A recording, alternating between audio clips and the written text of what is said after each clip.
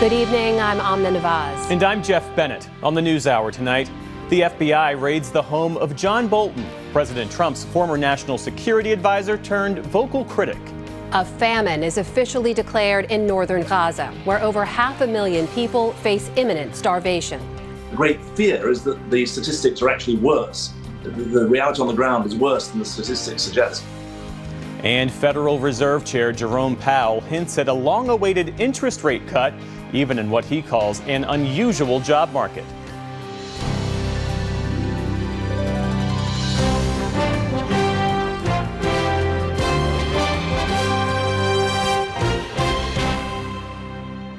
Major funding for the PBS NewsHour has been provided by friends of the NewsHour, including Jim and Nancy Bildner, and the Robert and Virginia Schiller Foundation.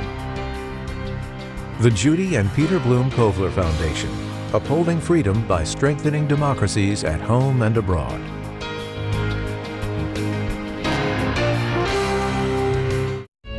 The William and Flora Hewlett Foundation, for more than 50 years advancing ideas and supporting institutions to promote a better world at hewlett.org. The John S. and James L. Knight Foundation, fostering informed and engaged communities. More at kf.org.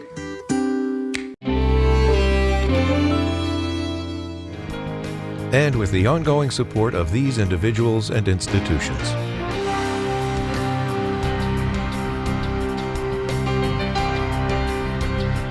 And friends of the NewsHour.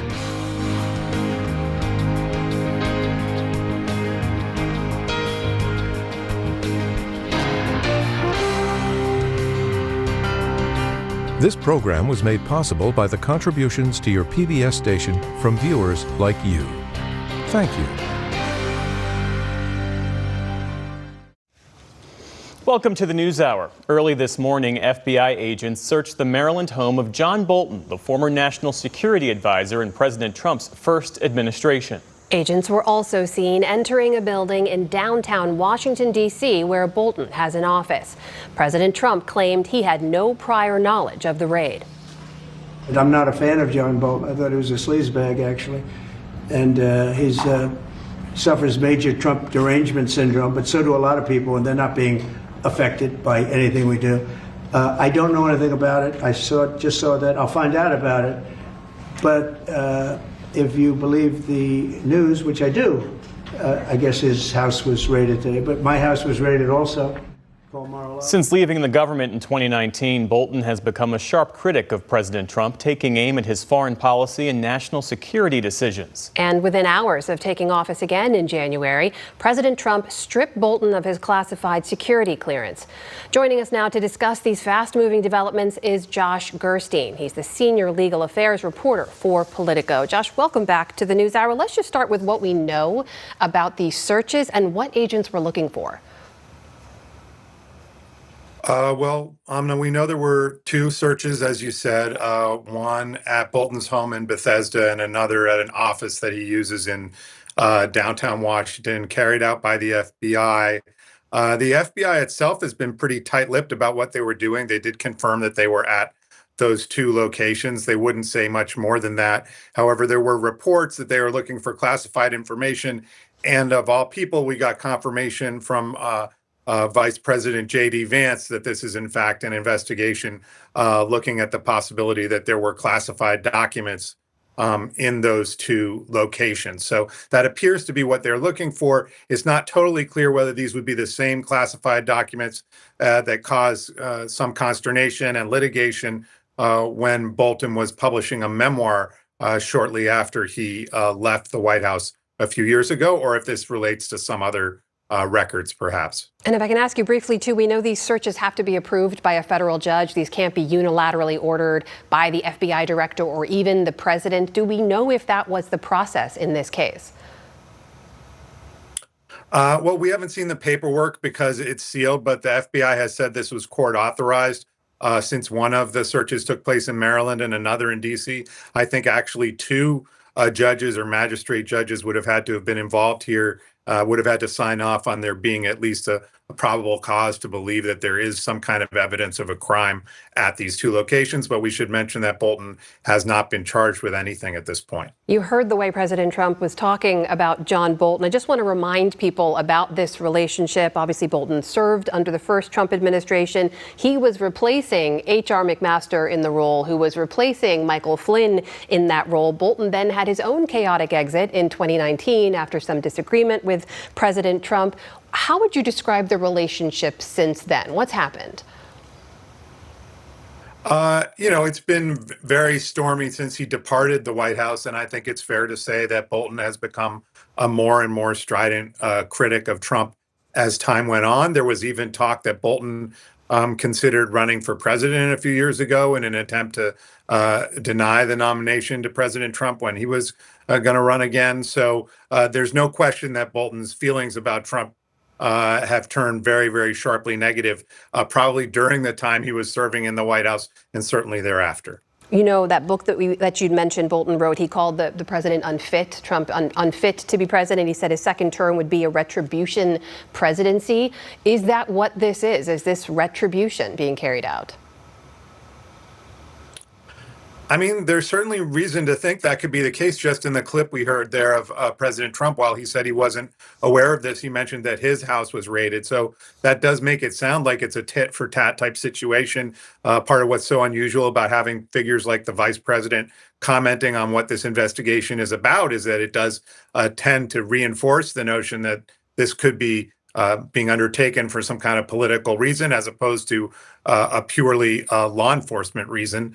But I think we'll have to wait and see. Eventually, we'll see these documents that were put in front of those judges or magistrate judges explaining why this search was thought to be necessary. And we'll have a better idea of whether there were some new facts here that maybe we're not aware of at this point. Meanwhile, Josh, I know you've had a busy day. I have to ask you about another story you've been covering, which is the fact that the Department of Justice released transcripts and audio from the Deputy Attorney General Todd Blanche's visit with Jeffrey Epstein's accomplice, Ghislaine Maxwell, in her Florida prison last month. She's since been moved to a Texas facility. But as part of that audio, I want to play a part in which she talked about her recollections of President Trump. Take a listen.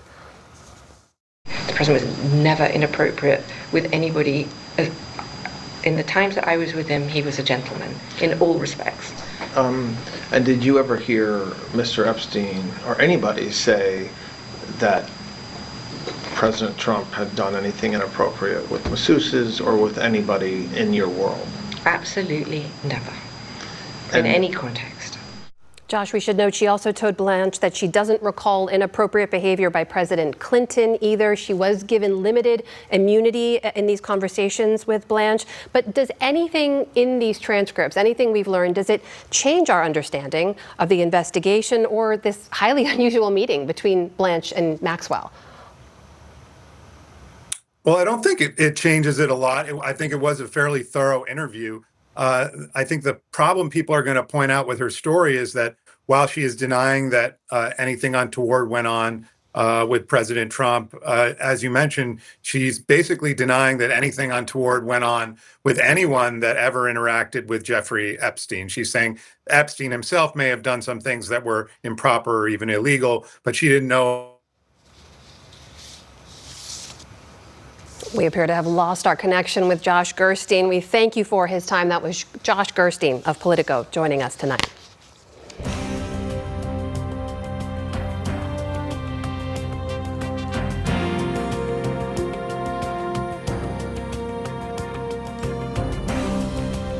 We start the day's other headlines in Washington. The Pentagon says that National Guard troops will soon start carrying firearms as part of President Trump's security crackdown of the city.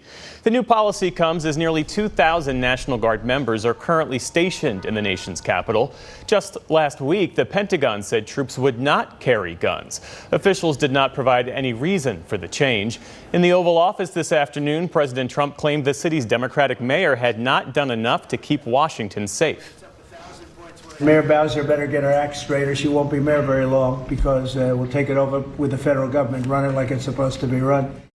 President Trump also said today that he would expand the federal policing of America's cities, saying that Chicago could be next, though it's unclear how that would play out since the federal government has unique authority in Washington as opposed to elsewhere in the country. Defense Secretary Pete Hegseth fired the head of the Defense Intelligence Agency today. A spokesperson confirmed to the NewsHour that Lieutenant General Jeffrey Cruz is no longer the director of the DIA. An initial leaked DIA assessment had found that the U.S. strikes on Iran's 3 main nuclear sites in June had only set back the country's nuclear capabilities by a few months. That contradicted comments from President Trump, who claimed the sites had, quote, been obliterated. Cruz is also just the latest high-level military official fired since the start of the Trump administration. President Trump announced this afternoon that the federal government has taken a 10% stake in Intel. Writing on social media, Mr. Trump said that the U.S. paid nothing for the shares, adding that building leading-edge semiconductors and chips, which is what Intel does, is fundamental to the future of our nation. The government had been in talks over taking a stake in the struggling chip maker in exchange for converting government grants that had been promised under President Biden. Few details have been provided, but it would be among the largest government interventions in a U.S. company since the 2008 financial crisis. Kilmar Abrego Garcia was released from jail in Tennessee today to be with his family in Maryland as he awaits trial on human smuggling charges. The Salvadoran national was mistakenly deported by the Trump administration earlier this year. He was detained on criminal charges upon his court-ordered return. Abrego Garcia's attorneys had recommended that he be kept in jail over fears the Trump administration would deport him again. But a recent court ruling will allow him time to challenge any deportation order. Abrego Garcia has pleaded not guilty to the smuggling charges. Florida is appealing a federal court ruling that would effectively shut down the immigrant detention center the Trump administration has dubbed Alligator Alcatraz. A U.S. District Court judge issued a preliminary injunction late yesterday saying the facility does not comply with environmental laws. It requires a halt to further expansion of the 2-month-old center and the winding down of operations within 60 days. Florida Governor Ron DeSantis said today the ruling was made unfairly by an activist judge and that he remains committed to the mission in carrying out deportations. Russia's top diplomat, Sergei Lavrov, says there's no meeting planned between Vladimir Putin and Ukraine's Volodymyr Zelensky. The comments to NBC News mark a clear setback after President Trump said he'd begun arrangements for the two leaders to meet. But then today at that Oval Office event, Mr. Trump, after showing off a photo of himself and Putin, said he'll know in 2 weeks whether progress is possible on ending the war. He also floated the idea of more sanctions, if not. For his part, Zelensky met with NATO Secretary General Mark Rutte in Kyiv to discuss security guarantees. Ukraine is seeking such commitments from Western allies to strengthen its hand in dealing with Russia and provide long-term security. The Kremlin has knocked down any discussion of security guarantees without Russia. Zelensky says Moscow is trying to hide from face-to-face engagement. Now, we see that the Russians are doing everything to prevent the meeting. Ukraine, unlike Russia, is not afraid of any meetings between leaders. The Russians will try to do something else now to avoid a meeting. The issue is not the meeting. The issue is that they don't want to end the war. Zelensky went on to say that really strong sanctions would be needed to force Russia to engage in diplomacy.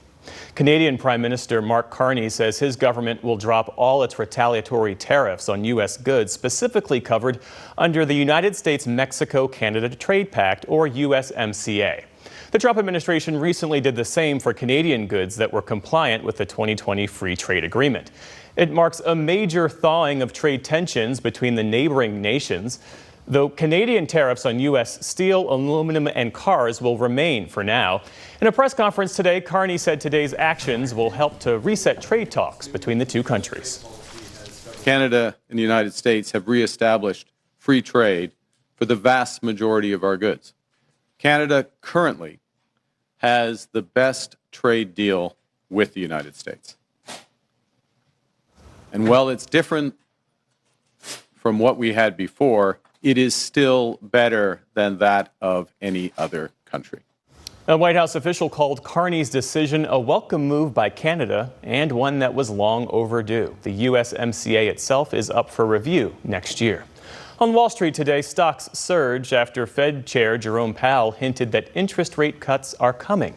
The Dow Jones Industrial Average jumped nearly 850 points to a new record high. The Nasdaq added almost 400 points. The S&P 500 broke a 5-session losing streak, adding nearly 100 points. Still to come on the NewsHour, we speak with the pastor leading the boycott of Target for its rollback of diversity policies. And Jonathan Capehart and Ramesh Ponnuru weigh in on the week's political headlines. This is the PBS NewsHour from the David M. Rubenstein Studio at WETA in Washington and in the West from the Walter Cronkite School of Journalism at Arizona State University.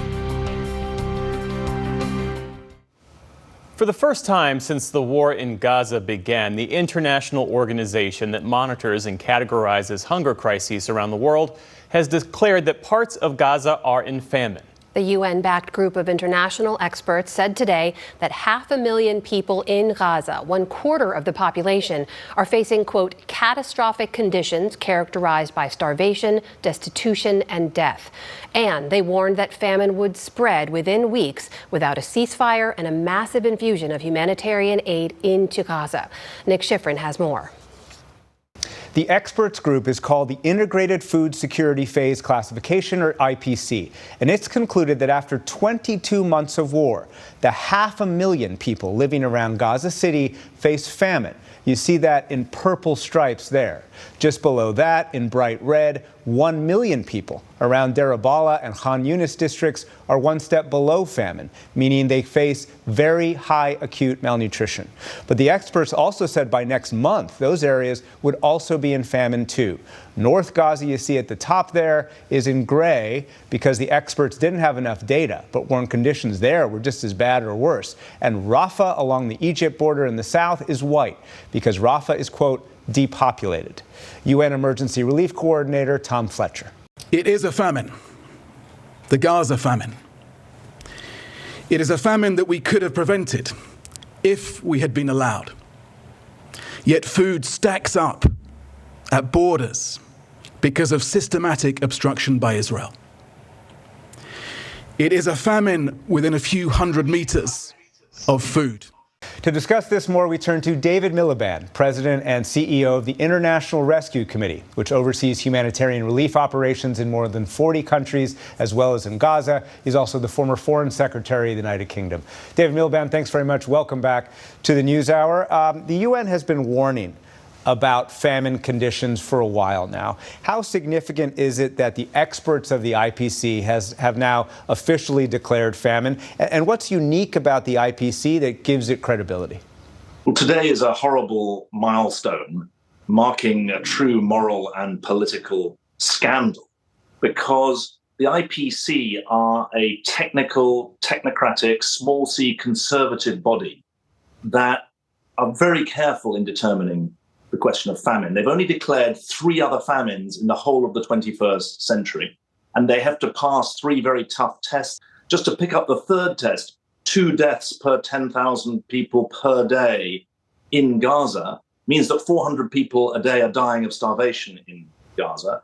And they do this work on the ground with reputable sources, with their own people, making sure that they are not taken away by rhetoric, but focus on the facts on the ground. And the fact that they should have declared this famine, this what they call the man-made disaster of the famine in Gaza, carries extra significance because of the credibility and seriousness with which they do their work. So zoom out for us. The conditions in Gaza have been horrific for a while. Why are they getting worse, especially around Gaza City, where the IPC declared today's famine?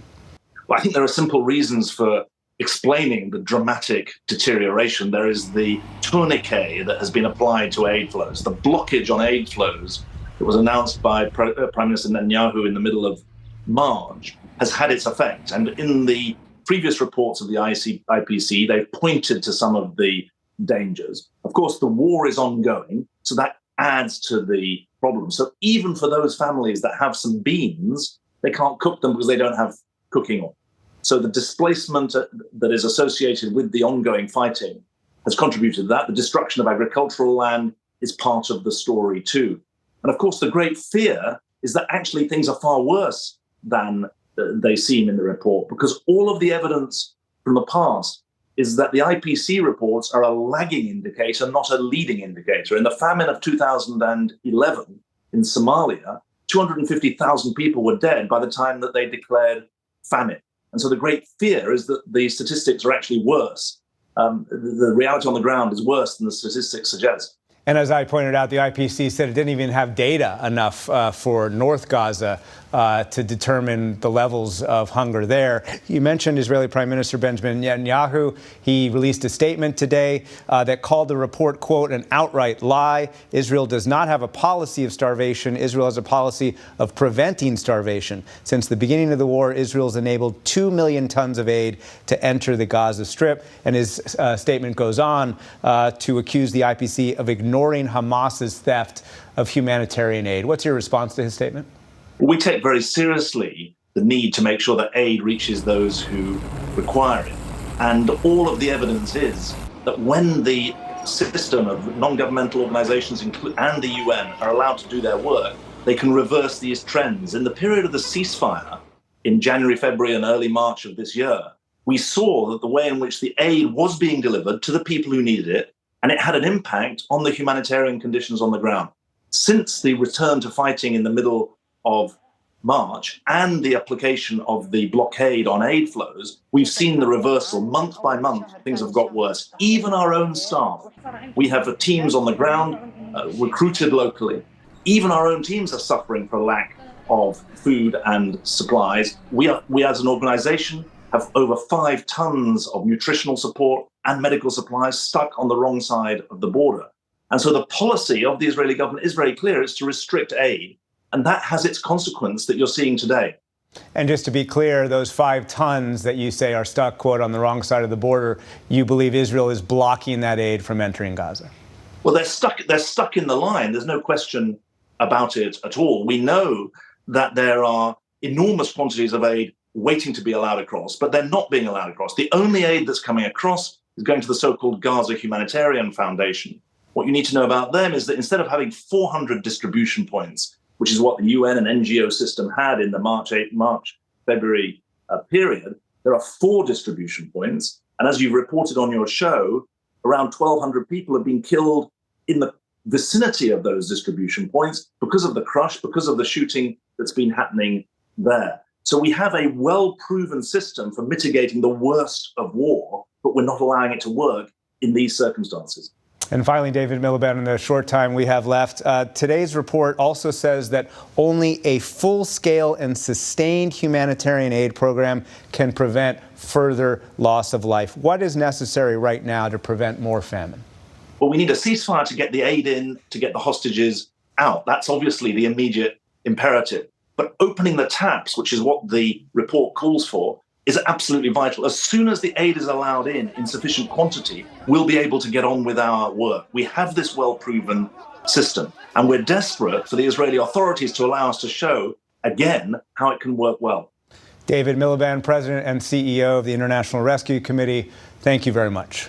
Today's report warns as many as 132,000 children under the age of 5 are at risk of death from acute malnutrition between now and next summer. Half of Gaza's population are children, and so many of them have been left scarred, traumatized, and forever changed. And a warning, images and accounts in this story are disturbing. In Gaza City, 2 sisters broken by war, bonded by survival. 11-year-old Maria Muath Rahan holds on to her younger sister Ansam to be her eyes after the war stole her sight, her support after the war stole their family. In this war, I lost my mother and my father, and my brother and sister, and my uncles and aunts and my cousins. I lost so much in this war. Maria and 8-year-old Ansam were the only survivors of an Israeli strike that killed their entire family. It left Maria blind and cut through Ansam's right leg. I have shrapnel in my heart and burns on my back. And my sister has shrapnel in her skull and both her legs. They now live with their grandparents in a tent next to where their house once stood. Maria is damaged but defiant. She dreams of becoming an eye doctor to heal children like her. I want to tell the entire world to hurry and get me and my sister out so we can be treated like any child around the world. They are two of nearly 40,000 Gazan children who have lost one or both parents. What did we do to get bombed like this? What did we do to lose our entire family? What did I do to lose my eyesight and for my sister to break her leg? Is it our fault? Since the war began, the UN says more than 17,000 Gazan children have been killed. 33,000 wounded. That's more than 70 wounded or killed every day. And there's not a single Gazan child who's escaped psychological trauma. 11-year-old Kadi al-Hamalawi preserves the symbols of her youth, a favorite baby photo, prized possessions. But the door to her childhood has been slammed shut. Instead of playing, she helps find life's essentials. That's a jug of water. And instead of studying, pages she once wrote in school, she now burns to light a fire. When I would hear the sound of bombings, I would be very scared. But now I'm used to it and don't get frightened anymore. This is normal now. Most days, there is not much to cook or eat. In fact, UN-backed international experts say where she lives, Gaza City, is suffering from famine. And humanitarian groups say there is a critical shortage of water. We're hearing children tell us that they're wishing to go to heaven because that's the only place that they can get food and love. Dan Stewart is the media and communications manager for Save the Children. We spoke to him from Deir al-Balah. I was at a clinic just yesterday. You would expect there to be crying, you would expect it to be incredibly noisy, but in actual fact it's fairly quiet because so many of the children are too sick and too weak even to cry. He says in Gaza more than 100 children have died from malnutrition. Let me tell you a little bit about malnutrition in children. Their bodies start to eat their own muscles in order to survive. After 3 weeks, they start to develop lesions on their eyes and become incredibly vulnerable to common diseases that can kill after just 3 weeks of hunger. Children's bodies are being ravaged by starvation by design in Gaza. We put in 2 million tons of food. 2 million tons of food. Israel denies it starves kids or anyone in Gaza. It blames the lack of food in Gaza on Hamas's theft and the UN's struggle to deliver aid. Humanitarian organizations dispute that and describe this war as traumatizing, even for children who have grown up through multiple wars.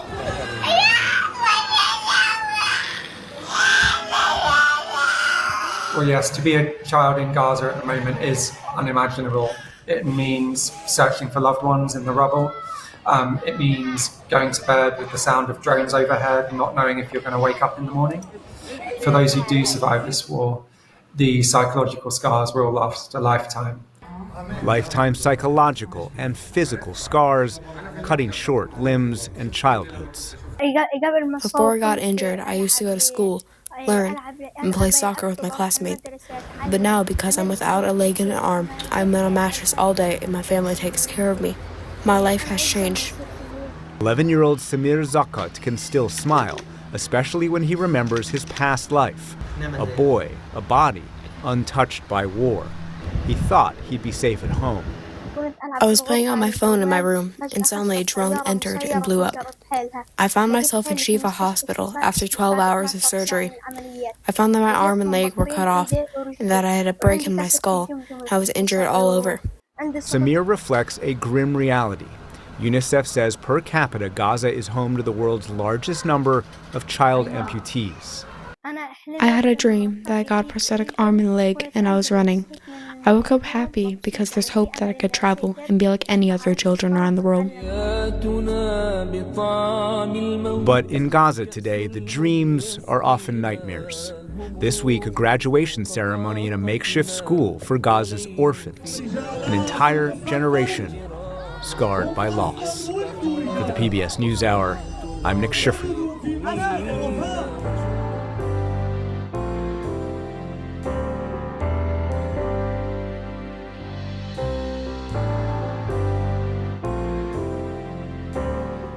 The big box retailer Target is reeling. Sales have stalled, its stock price has plunged, and the company faces growing backlash months after rolling back its diversity, equity, and inclusion, or DEI, initiatives.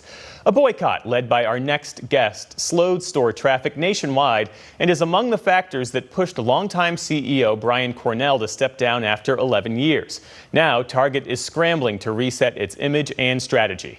We're joined now by Pastor Jamal Bryant of New Birth Missionary Baptist Church in Georgia, who spearheaded that boycott. Pastor Jamal Bryant, thank you for being with us. My privilege. Thank you. Before we get your reaction to the change in leadership at Target, I do want to ask, why focus on Target when a number of retailers and corporations from Walmart to McDonald's have rolled back their DEI initiatives? Why single out Target when this appears to be a broader corporate retreat? After the inauguration of President Trump, 23 corporations backtracked away from diversity, equity, and inclusion. And we thought it prudent to just go after one at a time. The African American community spends upwards of $12 million a day at Target. And so we thought that the one that was the most trafficked should be the focus of our media attention. Do you see the stepping down of Target's longtime CEO as a direct result of your campaign? And what do you expect from the company's new leadership? The reality is it's not stepping down, it's stepping aside. He's being replaced by the COO, and he is now moved upwards as the chair of the board. So it's really rewarding of bad behavior. We're really disappointed, but we hoped and we are hopeful that there'll be a change of perspective when it comes to DEI for the company. It's striking that Target hasn't reinstated its DEI program, even as it struggles with declining sales, sluggish foot traffic. What does that tell you about the current climate and how corporations are valuing diversity today when faced with the political pressure? I think that diversity is in as much danger as democracy is. The president of Target, as well as Walmart and Amazon, met with the president back in February. And I think that they have held on to his admonishment more than what the consumers are clamoring to say. And so I think it's unfortunate that it has to go this far and this long. I reached out to Target ahead of this conversation, and while the outgoing CEO wasn't made available, the company pointed us to his recent op-ed where he highlights Target's $2 billion investment in Black-owned businesses, more than doubling the number of Black-owned brands on its shelves, supporting more than 500 entrepreneurs, completing a $100 million investment in Black-led community organizations. Why do you see those efforts as insufficient? I think it's insufficient because they produce no receipts. $2 billion, and yet they have not been forthcoming as to what entities were the recipients of it. We asked them to lay out where did they make the investment. They said because of privacy, they couldn't release it. We'd love to put a ribbon on it. But if Black companies or Black banks were the recipients, they will be clamoring to announce it. And yet we're in silence of the lambs. Nobody can attest to the graciousness that they are claiming to represent. Why, in your view, does Target owe Black Americans anything beyond what it already provides as a public company that employs and serves millions of Americans of all races? It is one of the lead employers of African Americans. They are the beneficiaries of African American consumption. When George Floyd died, we didn't protest, we didn't march, didn't boycott. Out of their own will, they made the pledge of $2 billion. And then it stalemated. It was supposed to be turned over to us July 31st, and we're still not seeing anything. We are reasonable and amenable to a meeting to be able to see it in private, but none of those requests have been responded to. What's the end game if Target does not meet your requests? Then they will continue to hemorrhage. And I think with 9.7% of foot traffic being slowed down, online sales being slowed down, the stock continuing to plummet, the valuation has dropped by $12 billion, that I think that it's time now for the shareholders to make their voice clear on what is needed and necessary. The Montgomery bus boycott went for a year and a day. and this is just our 5th month. And so I think it would be advantageous of them to meet and see how it is that we can reconcile so that the company can go forward and so that the community can continue to rise. You know, given the parallel you raised to the Montgomery bus boycott, given the impact of this boycott in influencing a major corporation, how do you see yourself leveraging this kind of organizing power on other issues? Well, this is the first real organizing power of Black economic strength in 70 years. And I think a lot of corporations are sitting back waiting to see what will be the outcome. And that's why this is so critical and so important. And this generation, quite frankly, needs a victory to know that our collective works are not in vain, but can really make an impact and make a difference. Pastor Jamal Bryant, thank you for your time. We appreciate it. I'm grateful. Thank you, sir.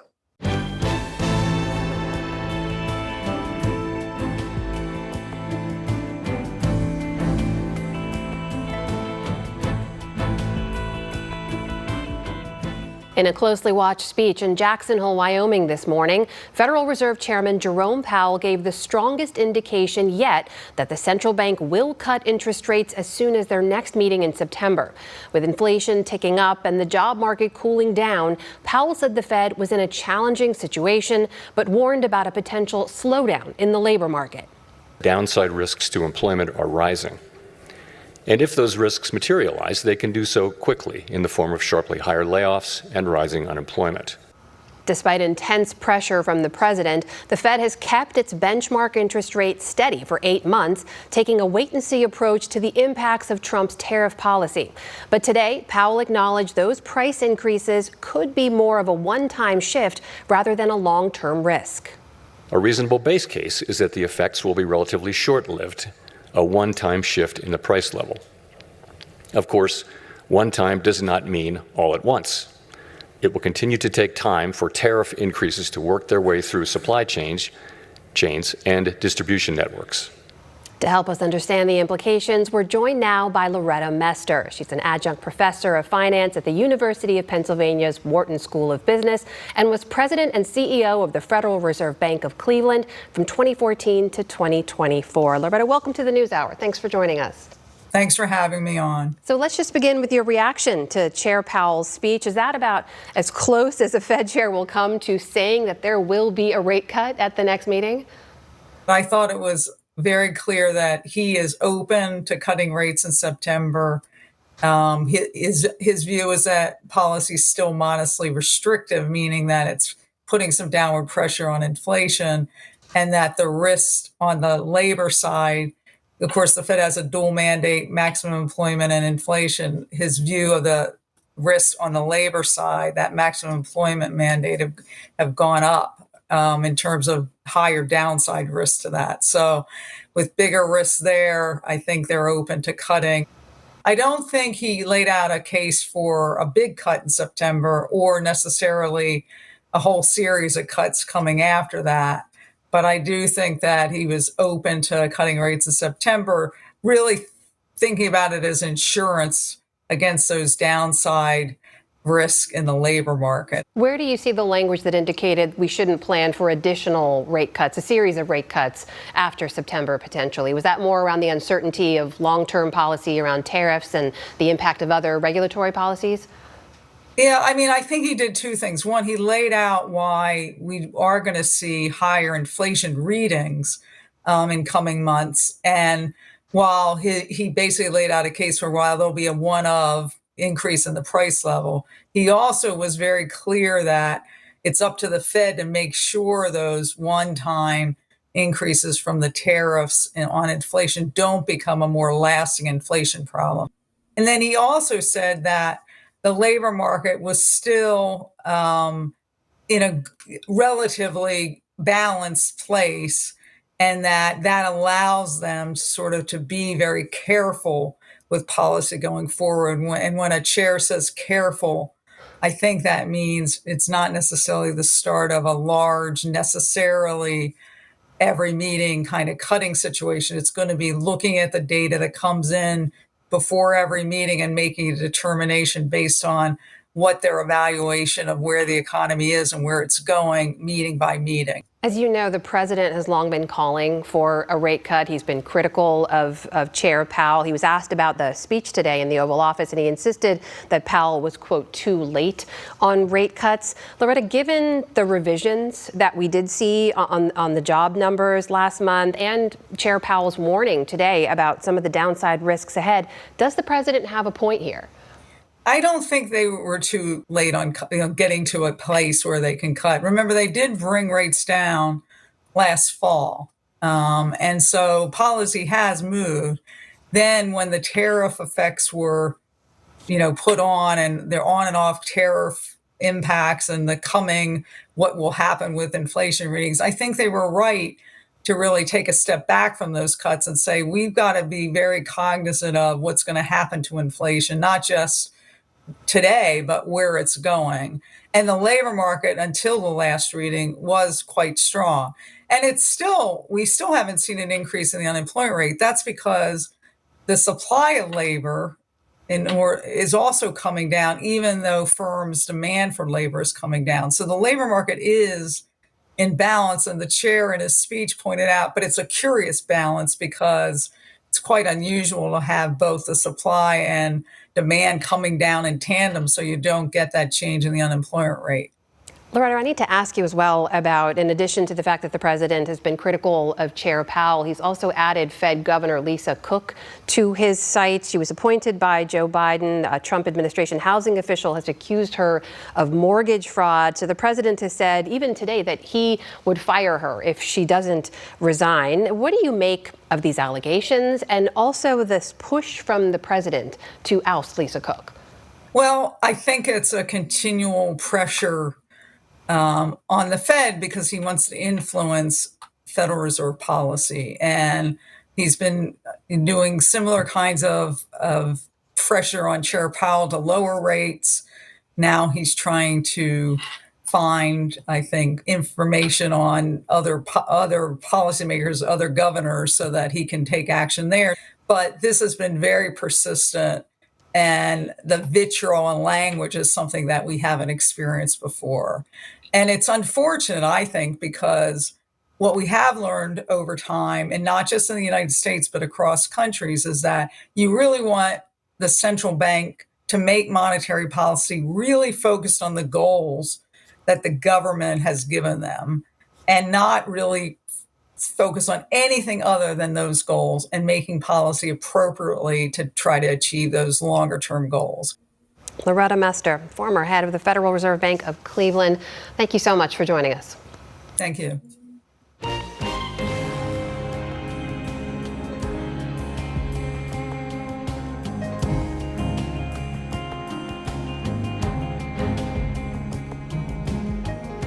For more on the fallout following the raid of President Trump's former national security advisor and the week's other news, we turn tonight to Capehart and Panuru. That's Jonathan Capehart of MSNBC and Ramesh Panuru, editor of the National Review. It's good to see you both. Jeff. So this busy news day started early this morning with the FBI search of the Maryland home and Washington office of John Bolton, President Trump's former national security advisor. We don't know exactly what the FBI is searching for or why, but we do know that John Bolton has been an outspoken critic of the president's. He wrote that scathing book about his time in the White House. Jonathan, how does all of this strike you? When I heard the news, I gasped. I said, "Oh my God!" Not because I'm, some big John Bolton fan or John Bolton is a friend of mine, but the message it sends. As you said, he has been an outspoken critic of President Trump, worked with President Trump in his first administration, and has been criticizing the president as recently as last week, or maybe even in some social media posts this week. When you have someone who's been a critic of the president and a president who ran on retribution, and this isn't the first time he's sought retribution against John Bolton. He's stripped him of his national security clearance and his security detail the day after his Trump's inauguration, and Bolton is being targeted by Iran. So what this says to me is it is yet another move by the president to push past the guardrails, past the norms, past decency to exact revenge against people who he thinks are his enemies. How do you see this, Ramesh? I mean, does this fit within the broader pattern of political retribution, or is this more about national security protocols, as the Vice President J.D. Vance said today? Well, I'm certainly looking forward to seeing more information about the legal basis for this raid, and maybe something will come out which justifies it. But that said, there are a lot of things that we know that cause us to not give the benefit of the doubt to this administration. Some of it is what Jonathan just went through, but also notice that Kash Patel, the head of the FBI, has long-standing personal grievances against John Bolton. It's not just that Patel made this list of deep state operative enemies who were included in this list for no obvious reason, and Bolton was on that list. It's also that Patel has said that he was in a long-running dispute where Bolton refused to hire him, slow-walked an order to hire him. So there's a number of things going on here that I think should give us some real pause. And the other dynamic is the erosion between the erosion of the wall between the White House and the Department of Justice that was meant to insulate the Justice Department, that has also given way to real questions about the propriety of all this. Well, right. Well, you say erosion. That wall was obliterated the moment President Trump made Pam Bondi the Attorney General of the United States, made Todd Blanche the Deputy Attorney General of the United States. Todd Blanche it was and kind of remains the president's personal attorney. So those walls were obliterated. And what happened, this raid on John Bolton's home is just yet another example of how the DOJ appears to be doing is sort of the heavy for the executive. Well, let's shift our focus to what's happening here on our own backyard, the federal takeover of Washington, D.C. The Defense Secretary Pete Hegseth said today, or rather he ordered National Guard troops patrolling Washington, D.C., that they would be armed. And this, of course, includes the National Guard, the federalized D.C. police. This is certainly an escalation because earlier the Pentagon and Army said that the troops would not carry weapons. So, Ramesh, just reflect on this moment. The Pentagon deploying armed troops, federal law enforcement to a major American city where there is no clear threat, no clear reason to warrant that kind of force. And potentially the first of many cities that are going to get this treatment. Look, I think that crime rates and violence rates in Washington, D.C. have been unacceptably high for a long time, even though in recent years there's been some decline. But whether this is the right response is a different question. And quite apart from the question of presidential power and whether this is an abuse of his legitimate legal powers, there's also the question, the National Guard is not trained for police action. The National Guard is stretched thin already. There are questions about whether its members are going to be able to be paid on time, given the funding limits on the National Guard. So that's another thing that we have to, I think, keep in mind, that the strain this is putting on the people who are being forced to deploy. And as Ramesh said, the president today floated the idea of exporting this approach to other cities. Take a listen. The people in Chicago, Mr. Vice President, are screaming for us to come. They're wearing red hats, just like this one, but they're wearing red hats. African-American ladies, beautiful ladies, are saying, please, President Trump, come to Chicago. Please. I did great with the black vote, as you know, and they want something to happen. So I think Chicago will be our next, and then we'll help with New York. Your face says it all. Anyone who's surprised that the president says Chicago is going to be next hasn't been listening to him since he was president the first go around. I interviewed Mayor Bowser on my MSNBC show the weekend before he announced that National Guard troops are going in, and she said what she needed from the White House, what she would love from the president, 500 more police officers. 1. 2, what she would love from the president is help getting back the $1.1 billion in city funding that was snatched away from the district in the continuing resolution that avoided a government shutdown. That if the president is serious about fighting crime in the district, he would be a partner, a real partner to Mayor Bowser in the two things that she wanted. Now, There are National Guard troops here from West Virginia, South Carolina, Ohio, Louisiana, Mississippi, Tennessee. According to the story in Newsweek last week, the top 30 cities of 100,000 plus with the most crimes of the population: Memphis, Tennessee, Cleveland, Ohio, Toledo, Ohio are 1, 2, and 3. Why aren't the National Guard troops, the 150 from Ohio, the 160 from Tennessee, why aren't they spread out all over the streets of Memphis, Cleveland, Toledo, Akron, Dayton, Nashville? If these governors, Republican governors, are serious about fighting crime, maybe they should look in their own backyard. And maybe the president should be working with the mayor and give her the 500 police officers she's been demanding. How do you see it? You know, I think that the politics of this issue are something that, frankly, the Democrats are going to have to handle very carefully. Because the one thing you don't want, not that Jonathan's done it, but I have heard many of the critics of the president do this, is try to minimize the crime problems in these various places. And that is an absolute dead end for Democrats and for any other opponents of Trump. Well, the president's takeover of D.C. certainly underscores the outsized role he continues to play in shaping the political landscape, and it appears that no one is more aware of that in the current moment than California Governor Gavin Newsom, who is trying to beat Trump at his own game, at least online. He's mimicking his style, he's echoing his rants, he's trolling him on social media. Is it going to work?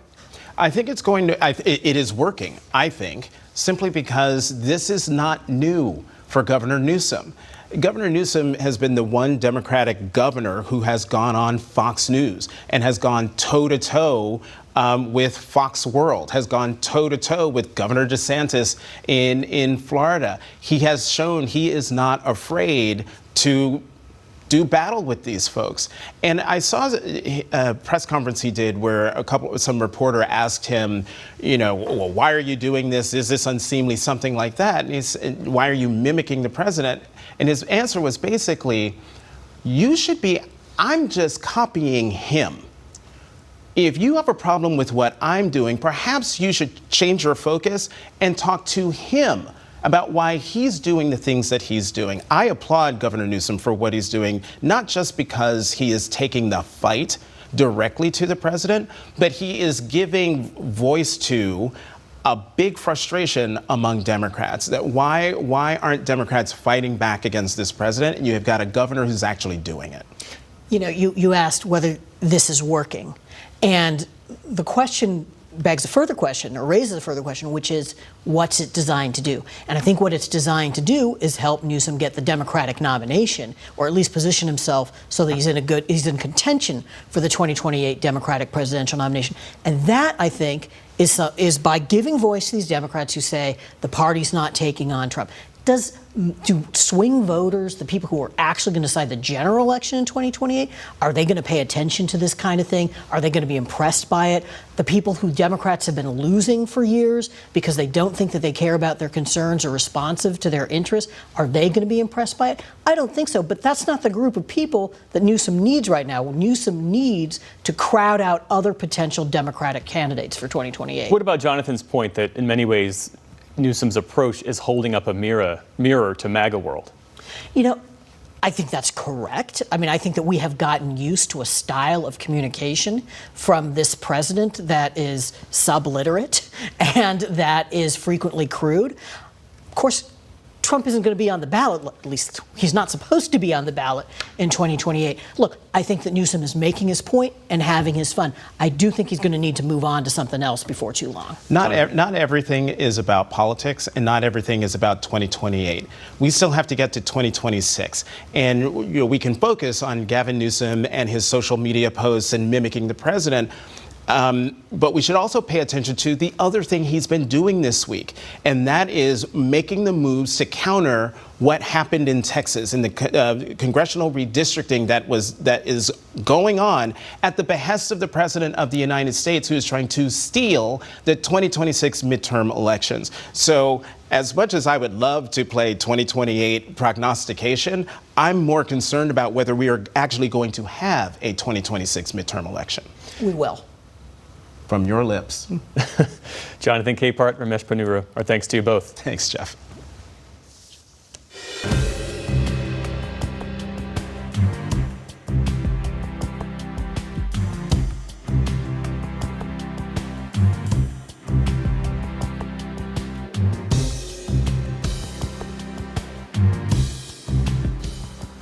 And remember, there's always a lot more online, including the latest episode of PBS News Weekly, which looks at a dramatic week in efforts to end Russia's war in Ukraine.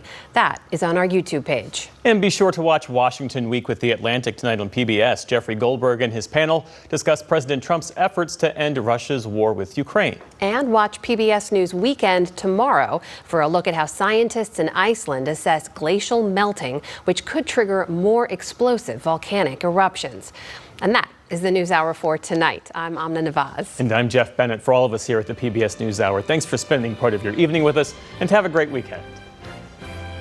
Major funding for the PBS NewsHour has been provided by the ongoing support of these individuals and institutions, and friends of the NewsHour, including Kathy and Paul Anderson, and Camilla and George Smith. The Walton Family Foundation, working for solutions to protect water during climate change so people and nature can thrive together. 2 retiring executives turn their focus to greyhounds, giving these former race dogs a real chance to win. A Raymond James financial advisor gets to know you, your purpose, and the way you give back. Life well planned.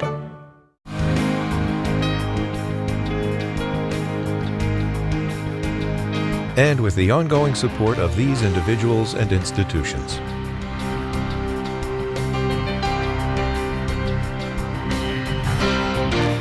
And friends of the NewsHour.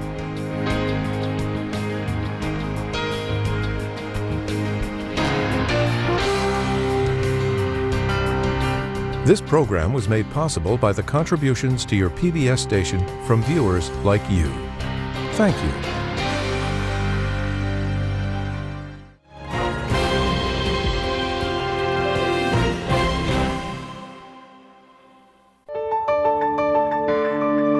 You're watching PBS.